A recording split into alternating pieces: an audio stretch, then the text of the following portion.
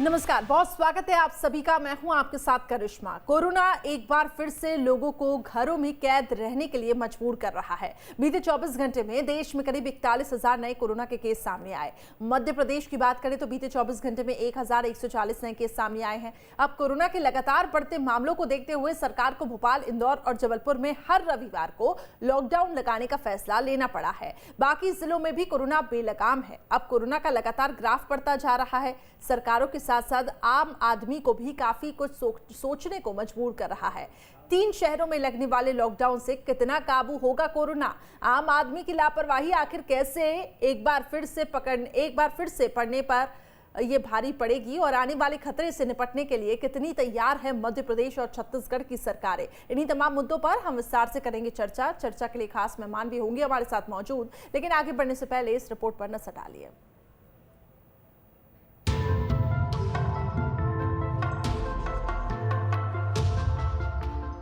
आखिरकार वही हुआ जिसका डर पहले से था। न लापरवाही कम हुई, न कोरोना का कहर, और इन सब का नतीजा ये निकला कि मध्य प्रदेश के 3 शहरों में एक बार फिर से लॉकडाउन लग रहा है। कोरोना के लगातार बढ़ रहे मामलों को देखते हुए सरकार ने अब सख्त रुख अख्तियार किया है। सरकार ने राजधानी भोपाल, इंदौर, जबलपुर में हर रविवार को टोटल लॉकडाउन करने का फैसला लिया है। तीनों शहरों में अगले आदेश तक हर वीकेंड पर शनिवार रात 10 बजे से सोमवार सुबह 6 बजे तक कुल 32 घंटों का टोटल लॉकडाउन रहेगा। वहीं इन तीनों शहरों में 31 मार्च तक स्कूल कॉलेज भी बंद रहेंगे। लॉकडाउन को लेकर गृह विभाग ने निर्देश भी जारी कर दिए हैं। लॉकडाउन के दौरान भोपाल, इंदौर, जबलपुर में लगेगा लॉकडाउन। 31 मार्च तक स्कूल और कॉलेज रहेंगे बंद। शनिवार रात 10 बजे से सोमवार सुबह 6 बजे तक लोग घरों से नहीं निकल सकेंगे बाहर। कुल 32 घंटे का रहेगा टोटल लॉकडाउन। इस अवधि में जरूरी सामान की ट्रांसपोर्टिंग होती रहेगी। इंडस्ट्रीज और फैक्ट्री में कर्मचारी, मजदूर आ जा सकेंगे। बीमार लोग को लाने ले जाने की छूट रहेगी। एयरपोर्ट, रेलवे स्टेशन पर यात्री जा सकेंगे। परीक्षा, प्रतियोगी परीक्षा में शामिल होने की छूट रहेगी। लॉकडाउन का असर एमपीपीएससी परीक्षा पर नहीं होगा। रविवार को होने वाली एमपीपीएससी की परीक्षा होगी। आई कार्ड और प्रवेश पत्र दिखाकर मिलेगी छूट। अन्य परीक्षाओं के लिए भी मिलेगी छूट। सामाजिक समारोह आयोजित करने के लिए प्रशासन से अनुमति लेनी होगी। बिना इजाजत के किसी भी तरह के कार्यक्रम आयोजित करने पर कार्रवाई होगी।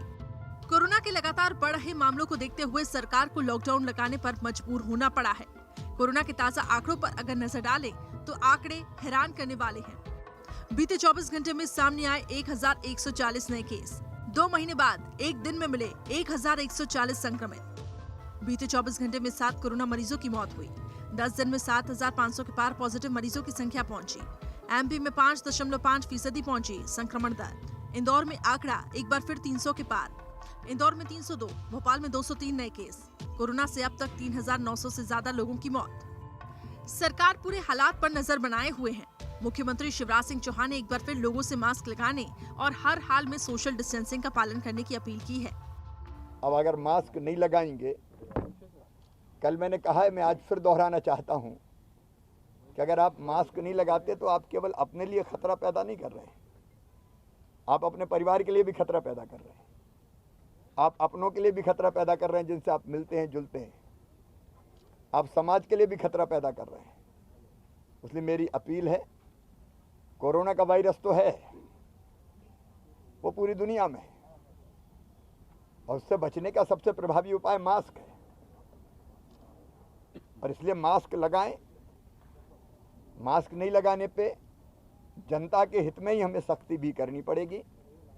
और मैं फिर प्रदेश की जनता से अपील कर रहा हूं कि बिना जन सहयोग के कोरोना के संक्रमण को नहीं रोका जा सकता। इसलिए आपका सहयोग चाहिए। हम पूरी क्षमता से इसको रोकने का प्रयास करेंगे।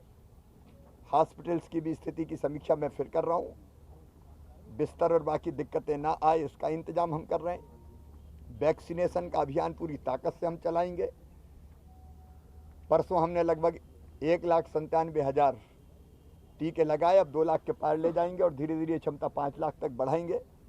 एक तरफ वैक्सीनेशन का अभियान पूरी ताकत से चलेगा, पूरी गति से चलेगा, लेकिन दूसरी तरफ मास्क, डिस्टेंसिंग, बड़े आयोजन अब इन शहरों में तो होंगे ही नहीं, बिना अनुमति के भी नहीं होंगे।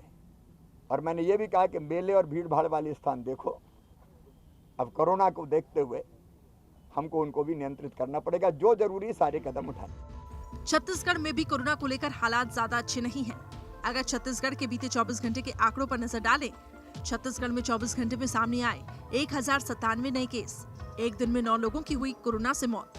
प्रदेश में अब तक 3929 लोगों की जान गई। अब तक 3,21,880 लोग संक्रमित हुए। रायपुर में एक दिन में करीब 400 नए केस आए सामने। रायपुर में 382, दुर्ग में 320 नए केस आए सामने। मुख्यमंत्री भूपेश बघेल ने देश में बढ़ रहे कोरोना संक्रमण पर चिंता जाहिर की है। हालांकि उनका ये मानना है कि छत्तीसगढ़ की स्थिति दूसरे राज्यों के मुकाबले अच्छी है। संख्या के हिसाब से देखें, जैसे महाराष्ट्र 25,000 तक पहुंचा तो हमारे यहाँ 1000 तक के है। यदि उस संख्या के हिसाब से कहें तो हम अभी भी नियंत्रण में हैं, लेकिन कोरोना का बढ़ना अब पूरे देश में बढ़ रहा है, ये चिंताजनक है। जो दूसरा जो लहर आया है वो सबके लिए चिंता का विषय है। कोरोना के चलते पिछले साल 22 मार्च से लॉकडाउन लगा था। एक साल बाद 21 मार्च को फिर लॉकडाउन लगेगा। ऐसे में हालात ये साबित कर रहे हैं कि आने वाले दिन और ज्यादा परेशानी भरे हो सकते हैं। ऐसे में जरा सी लापरवाही जान पर भारी पड़ सकती है। लिहाजा कोविड गाइडलाइन का पालन करना न भूलें। ये कतई न भूलें कि कोरोना अभी गया नहीं है। Team news state. जितेंद्र की तरफ मैं रुक करूंगी। जितेंद्र, इससे पहले भी हमने चर्चा की थी कि एक दिन के लॉकडाउन से आप किस तरीके से कोरोना पर काबू पा पाएंगे। हालांकि सरकार की अब इसके पीछे एक अलग ही प्लानिंग है और सरकार की अब मंशा देखनी होगी कि जो सरकार की सोच है वो किस तरीके से यहाँ पे कामयाब होती हुई दिखाई देगी। लेकिन फिलहाल ये बताएं कि ताज़ा हालात मध्य प्रदेश के क्या हैं। बिल्कुल, देखिए, अगर करिश्मा मध्य प्रदेश की बात की जाए तो मध्य प्रदेश में कोरोना के जो ताज़ा हालात हैं वो ये बताते हैं कि हम एक साल पहले यानी कि कोरोना यूटर्न आना शुरू हो गया है। क्योंकि अगर हम एक साल पहले जाएं तो आप देखेंगे कि यही वो समय था जब 22 मार्च को मध्य प्रदेश में 2020 में लॉकडाउन लगा था। और इस बार फ़र्क इतना है कि 22 की जगह 21 को यानी कि एक दिन पहले लगाया जा रहा है लॉकडाउन। और आप देखिए कि आंकड़े लगातार उसी तरह से सामने आना शुरू हो गए हैं जो पिछले साल आना शुरू हुए थे। मध्य प्रदेश में कहाँ 70-80 तक आंकड़े आए थे वर्तमान में, लेकिन जैसे जैसे भी, माफ़ कीजिएगा इसके पहले, लेकिन वर्तमान में जो आंकड़े हैं वो 200 या 300 करीबन भोपाल, इंदौर में आ रहे हैं। और जबलपुर भी इसमें अछूता नहीं, क्योंकि जबलपुर में भी जो आंकड़े हैं वो आना शुरू हो गए हैं। और जाहिर सी बात है कि एक दिन के अंदर 500 से ज़्यादा केसेस का आना या फिर 500 प्लस लोगों का कोरोना पॉजिटिव होना, ये अपने आप में चिंता का विषय है। और यही वजह है कि मध्य प्रदेश की सरकार अब सख्ती बरतने जा रही है। क्योंकि देखिए, लोगों से पहले अपील की गई, लोगों से निवेदन किया गया कि वे कोरोना के नियमों का पालन करें, लेकिन ऐसा लगा नहीं शहर में कि लोग कोरोना के नियमों का पालन कर रहे हैं या फिर लोगों को जागरूक भी कर रहे हैं कि आप भी कोरोना के नियमों का पालन करें। मजबूरन सरकार ने सबसे पहले नाइट कर्फ्यू लगाया और उसके बाद भी जब बात नहीं बनी तो अब रविवार के दिन टोटल लॉकडाउन के निर्देश दे दिए गए हैं। लेकिन देखिए, अगर हालत यही रहे और कोरोना के जो मामले वो इसी तरह आते रहे, क्योंकि देखिए एक दिन के लॉकडाउन से फर्क नहीं पड़ेगा, तो कहीं यूटर लॉकडाउन ना हो जाए और एक बार फिर से हम बड़ा कोरोना का काल मध्य प्रदेश में ना देखें कि एक बार सरकार को फिर से लॉकडाउन लगाने में मजबूर होना पड़े। लेकिन दूसरी ओर सवाल ये भी उठता है करिश्मा कि अगर आप लॉकडाउन लगाते भी हैं तो पिछली बार भी हमने लॉकडाउन में देखा था कई मामले सामने आए थे। ठीक है जितेंद्र, लौटूंगी आपके पास। प्रदीप माहौर जी इसको ही लेकर एक्सप्लेन कर रहे थे। हालांकि उनका ये कहना था कि एक दिन के लॉकडाउन से कोरोना पर काबू पाया जा सकेगा। प्रदीप जी, आप तक मेरी अब आवाज पहुंच पा रही है? अब बताएं कि क्या रणनीति है सरकार की। संक्षिप्त में बताइएगा कि आखिर क्या प्लानिंग की है, क्या सोच है? करिश्मा जी, क्या है कि सरकार ने पूरी कोशिश करी कि लॉकडाउन हटाने के बाद में लोगों को सेंसिटाइज किया जाए कि वो मास्क लगाएं, सोशल डिस्टेंसिंग का पालन करें। लेकिन ऐसा देखने में आया कि जैसे ही ये सख्ती कम हुई वैसे ही लोगों को ऐसा महसूस होने लगा जैसे कोरोना खत्म हो गया। अभी क्या है कि इस समय सबसे महत्वपूर्ण है, एक तो देखिए जो छुट्टी का दिन होता है, संडे का दिन होता है, उस दिन लोगों का कम्युनिकेट होने का, एक दूसरे के साथ संपर्क में आने के जो चांसेस होते हैं वो ज्यादा होते हैं। दूसरी चीज ये है कि कहीं ना कहीं छुट्टी के दिन या रात के समय जो लगाते हैं उससे एक तो व्यापार जो है वो कम इफेक्ट होता है। दूसरी चीज क्या होती है कि लोग सेंसिटाइज होते हैं कि हाँ अभी कोरोना है, हमको सोशल डिस्टेंसिंग मेंटेन करनी है, हमको मास्क भी लगाना है और हमको सारे प्रिकॉशंस, हाथ भी धोना है, सारे प्रिकॉशंस बरतने हैं जिससे कि कहीं कोरोना हमको ना हो जाए और हम इसके कैरियर बन के दूसरे लोगों को ना फैलाने लग जाए। ठीक है, यानी कि हम ये समझें कि लोगों को जागरूक करने के लिए अभी आप एक दिन का लॉकडाउन लगा रहे हैं और कोशिश रहेगी कि इस पे अब कितना कोरोना पर कंट्रोल पाया जा सकता है। बने रहे मेरे साथ। राम पांडे जी भी मेरे साथ इस वक्त, जी लौटूंगी सर। राम पांडे जी भी हमारे साथ जुड़े हुए हैं, कांग्रेस प्रवक्ता, उनसे भी रिएक्शन ले लेती हूँ। राम पांडे जी, किस तरीके से आप देखते हैं विपक्ष होने के नाते? आप तो बताएंगे कि सरकार की ये कमियां रही हैं, लेकिन जानना चाहूंगी आपसे किस तरीके से सरकार की प्लानिंग को देख रहे हैं एक दिन का जो लॉकडाउन लगाया जा रहा है।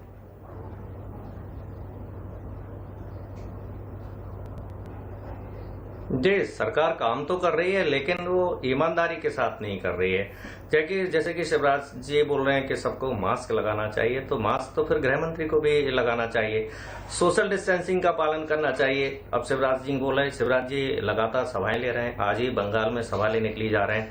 यदि हम कहें कि जनता ने अनदेखी की है, मास्क नहीं लगाया है मध्य प्रदेश की जनता के कारण यदि ये फैल रहा है कोरोना, तो क्या बंगाल और तमिलनाडु की जनता ज्यादा समझदार है? वहां नहीं फैल रहा है, वहां के लोग लापरवाह नहीं है। आज जिन 5 प्रदेशों में चुनाव हो रहा है वहां तो कोरोना फैल नहीं रहा है, वहां प्रधानमंत्री भी रैली ले रहे हैं और मुख्यमंत्री भी रैली ले रहे हैं। और वैक्सीनेशन की जहां तक बात करें तो वैक्सीनेशन की स्पीड बढ़ाई जानी चाहिए। जिस हिसाब से वैक्सीनेशन चल रहा है मध्य प्रदेश में या देश में, उस हिसाब से तो कम से कम 10 साल लग जाएंगे वैक्सीनेशन में।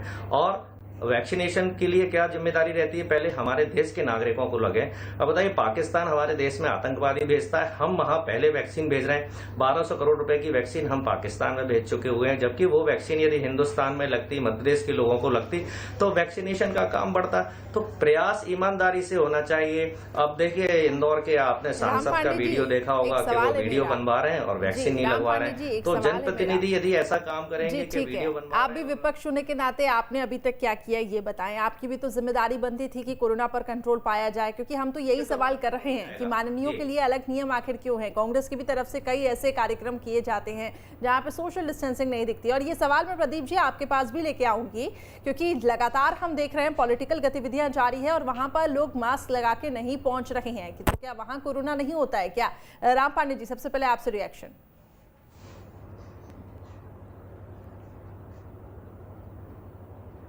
जी जी, क्या पूछा मैडम आपने? जी, राम पांडे जी ये पूछ रही हूँ कि ये जो कोरोना काल है इसकी जिम्मेदारी तो देखिए सत्ता पक्ष और विपक्ष दोनों की है। अब सत्ता पक्ष की आप कह रहे काम तो कर रही है सरकार, लेकिन ईमानदारी के साथ नहीं कर रही है। तो आप किस तरीके से जागरूक कर रही हैं जनता को? इसके साथ ही सरकार को आपने जागरूक करने के लिए अब तक विपक्ष की क्या भूमिका रही है?